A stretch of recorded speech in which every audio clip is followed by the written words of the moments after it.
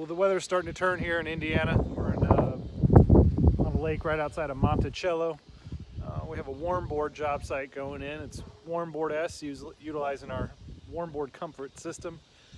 It's basically a turnkey system.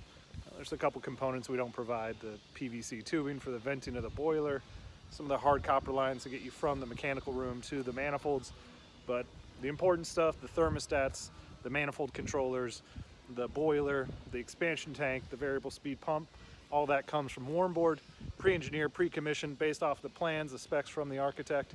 And as you can see, this is a fairly high-end house going in with the zip walls. The guys here, Brenico Plumbing. I know Greg, the owner, is in here helping his guys kind of get up to speed on Warmboard. He recently did a project earlier this year, so they've already got panels down.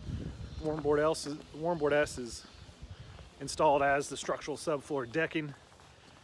The tubing usually gets installed right around when drywall is going in, so they're planning on doing drywall here probably in the next 2 to 4 weeks.